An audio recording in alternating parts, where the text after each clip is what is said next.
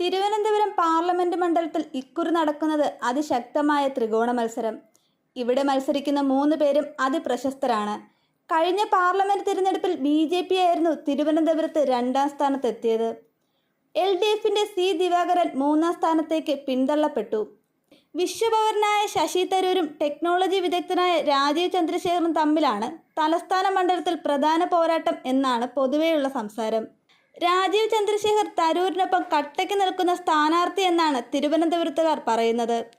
ആദ്യമായാണ് വിദ്യാഭ്യാസത്തിലും ഇംഗ്ലീഷിലും ശശി തരൂരിനൊപ്പം നിൽക്കുന്ന സ്ഥാനാർത്ഥിയെ തിരുവനന്തപുരത്തുകാർക്ക് കിട്ടുന്നത്. ലണ്ടനിൽ ജനിച്ച് ഇന്ത്യയിൽ വളർന്ന ശശി തരൂർ ഡൽഹിയിലെ സെന്റ് സ്റ്റീഫൻസ് കോളേജിൽ നിന്നും ബിരുദമെടുത്തു. ലണ്ടനിലെ ടഫ്റ്റ്സ് യൂണിവേഴ്സിറ്റിയിലെ Fletcher school of law and ഡിപ്ലോമസിയിൽ നിന്നും ഇന്റർനാഷണൽ റിലേഷൻസ് ആൻഡ് അഫയേഴ്സിൽ ഡോക്ടറേറ്റും നേടി. ഏതു യുവാവും കൊതിക്കുന്ന പഠന നേട്ടം. രാജീവ് ചന്ദ്രശേഖർ ആകട്ടെ മണിപ്പാൽ ഇൻസ്റ്റിറ്റ്യൂട്ട് ഓഫ് ടെക്നോളജിയിൽ നിന്ന് ഇലക്ട്രിക്കൽ എഞ്ചിനീയറിംഗിൽ BTech പാസ്സായി. അമേരിക്കയിലെ ചിക്കാഗോയിൽ ഇലിനോയിസ് ഇൻസ്റ്റിറ്റ്യൂട്ട് ഓഫ് ടെക്നോളജിയിൽ കമ്പ്യൂട്ടർ സയൻസിൽ മാസ്റ്റേഴ്സും നേടി. വിനോദം എന്ന ഇന്ത്യൻ അമേരിക്കൻ എഞ്ചിനീയറും വെഞ്ചർ ക്യാപിറ്റലിസ്റ്റും ചന്ദ്രശേഖറിനെ ഇന്ത്യൻ യുവത്വം സ്വപ്നം കാണുന്ന ഇന്റലിലേക്ക് ജോലിക്ക് കൂട്ടിക്കൊണ്ടുപോയി. അന്ന് ഇന്ത്യയിലെ ചിപ്പ് നിർമ്മാണ യൂണിറ്റിലാണ് ചന്ദ്രശേഖർ ജോലി ചെയ്തത്. പിന്നീട് ലോകം കൊതിക്കുന്ന ഹാർവാർഡിൽ നിന്നും അദ്ദേഹം അഡ്വാൻസ് മാനേജ്മെന്റ് കോഴ്സ് പാസ്സായി. അതിനുശേഷം വിശ്വേശ്വരയ്യ ടെക്നോളജിക്കൽ യൂണിവേഴ്സിറ്റിയിൽ സയൻസിൽ ഡോക്ടറേറ്റ് നേടി. ഇന്ത്യയിൽ ആദ്യമായി മൊബൈൽ ഫോൺ സേവനം ആരംഭിക്കാൻ അപേക്ഷ ക്ഷണിച്ചപ്പോൾ പ്രമുഖ വ്യവസായികളായ ടാറ്റയോ ബിർളയോ അംബാനിയോ ഉണ്ടായിരുന്നില്ല. കാരണം അവർക്കൊന്നും ഈ ടെക്നോളജിയുടെ കരുത്ത് അറിയുമായിരുന്നില്ല. അന്ന് മൊബൈൽ ഫോൺ സേവനത്തിനുള്ള സർക്കാരിന്റെ അനുവാദം തേടി അപേക്ഷ നൽകിയതിൽ ഒരാൾ കേരളത്തിൽ നിന്നുള്ള യുവാവായിരുന്നു രാജീവ് ചന്ദ്രശേഖർ. അങ്ങനെയാണ് ചരിത്രം സൃഷ്ടിച്ച BPL മൊബൈലിന്റെ ജനനം. സാങ്കേതിക വിദ്യയിലുള്ള ചന്ദ്രശേഖറിന്റെ അവഗാഹം, കൃത്രിമ ബുദ്ധി ഉൾപ്പെടെയുള്ള പുതിയ സാങ്കേതിക വിദ്യകൾ കടന്നു വരുന്ന ലോകത്ത് ഇന്ത്യയെ തടസ്സമില്ലാതെ മുന്നോട്ട് നയിക്കുന്നതിന് ഉപയോഗപ്പെടുത്താമെന്ന് മോദി ചിന്തിച്ചു.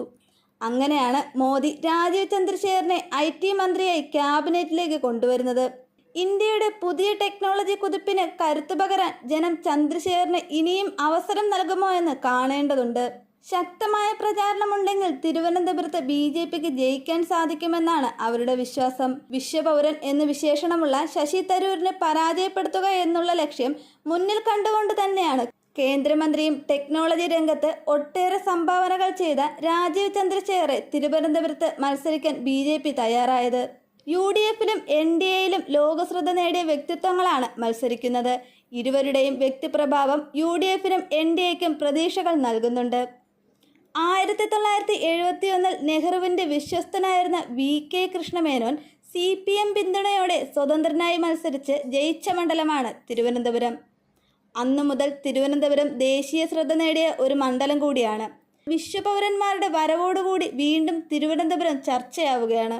2005 നടന്ന തിരഞ്ഞെടുപ്പിൽ പന്ന്യനെ തിരുവനന്തപുരം പാർലമെന്റ് പ്രതിനിധിയായി തിരഞ്ഞെടുക്കപ്പെട്ടിട്ടുണ്ട് എന്നതും വളരെ പ്രധാനപ്പെട്ടൊരു കാര്യമാണ്.